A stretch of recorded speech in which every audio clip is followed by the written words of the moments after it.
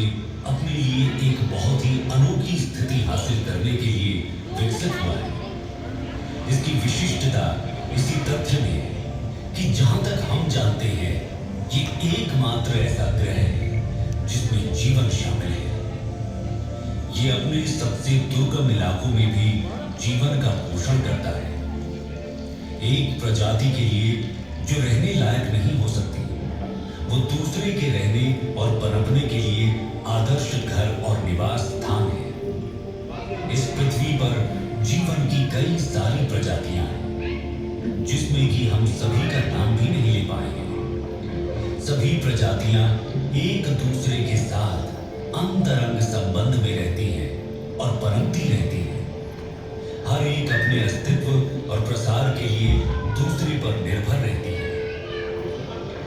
अरबों वर्षों में हमारी पृथ्वी विस्तार करते रहने वाले ब्रह्मांड में लड़खड़ाते हुए उस पर संपूर्ण जीवन के लिए एक जीवंत अंतरिक्ष यान बन गई है। इस अंतरिक्ष यान के 2/3 हिस्से पानी में ढके हुए थे और इसी ने इस ग्रह को उसका नीला रंग दिया।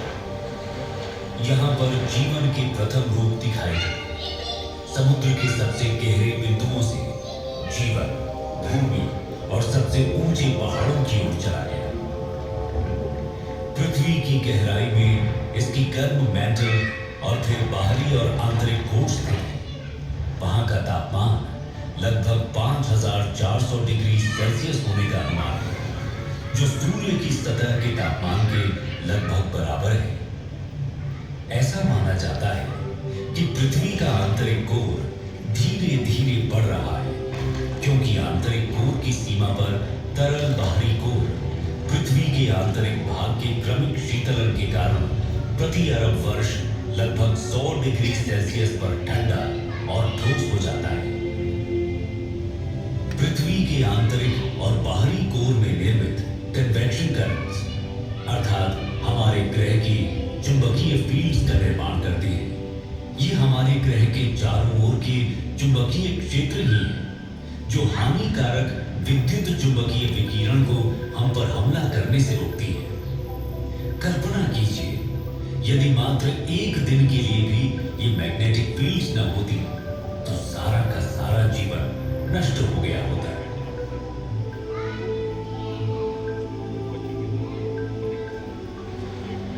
महासागरीय धाराएं समुद्री जल की निरंतर निर्देशित गति है, जो उस पर कार्य करने वाली कई शक्तियों द्वारा उत्पन्न होती है, जिसमें हवा, तापमान, टूटती लहरें, गहराई की रूपरेखा और तटरेखाएं, साथ ही अन्य धाराओं की दिशा और ताकत के साथ इसका इंटरैक्शन शामिल है। ये समुद्री धाराएं ही हैं जो वैश्विक कन्वेयर बेल्ट बनाती हैं और उन क्षेत्रों के तापमान को प्रभावित करती हैं जहां से वे यात्रा करती हैं।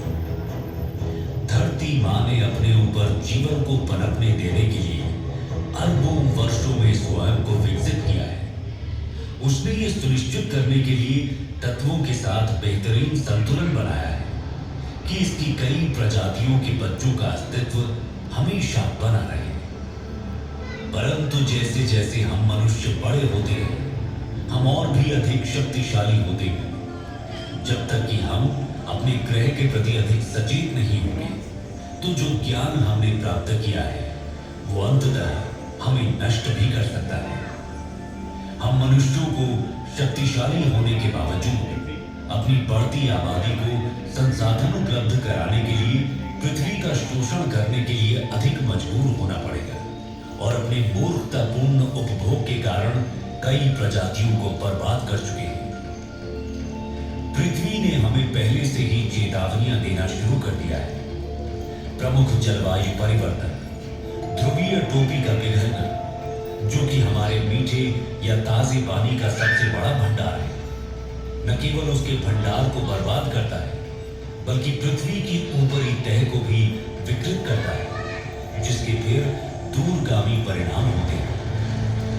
हम अपनी भूमि के उपजाऊपन को कम कर रहे हैं और इसकी हमें उपज देने की क्षमता चिंताजनक दर से कम हो भी रही है। बढ़ती जनसंख्या के साथ आने वाले भविष्य में भोजन की कमी होना